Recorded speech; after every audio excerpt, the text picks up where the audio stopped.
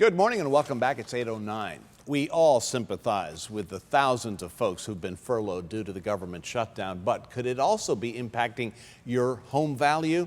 Well, here with everything you need to know about how the government shutdown is hitting homes is lifestyle lawyer Shari O. Shari, so good to see you again. Good morning. Boy, it is clobbering everybody, and we can't wait for it to come to an end. It's really scary, John. Yeah, we've heard about these government agencies cutting back on non-essential staff. Is that what's affecting home sales these days? Yeah, well, the problem is with the financing. And we know that most people in this country, particularly first-time home buyers, go with FHA or Fannie Mae or Freddie Mac.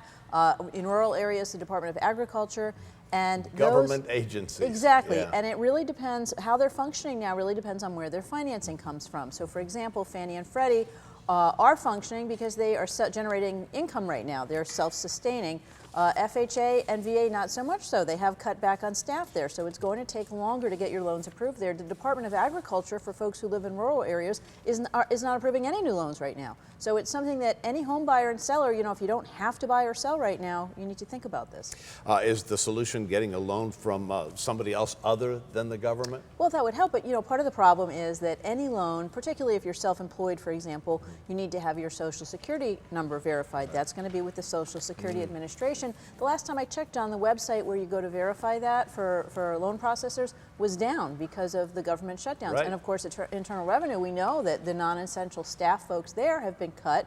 There's a form called the 4506 that's used to verify your income with the Internal Revenue when you apply for a loan, and so it's going to delay the process. Right, and even the folks, we ran a story the other day who are filing their taxes, filed an extension.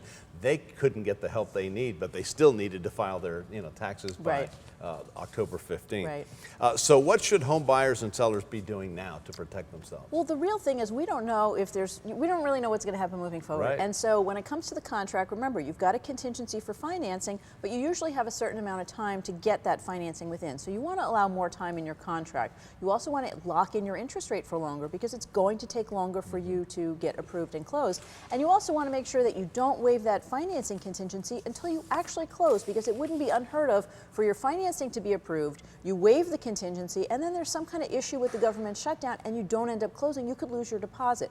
On the seller side also, you don't want to move out. You don't want to commit to another property until you know it's not a done deal until it's done. Right. Seems like everybody's in a little bit of a holding pattern these days, and we're being kind of held hostage until that's exactly right. And in this case, the first few days didn't really matter. We're going on over 2 weeks now, and it's really having an impact in housing. All right. Well, hopefully in the next day or two, we'll tell the story. Fingers crossed. Shari O, thank you very much. Sure. Keely, back over to you.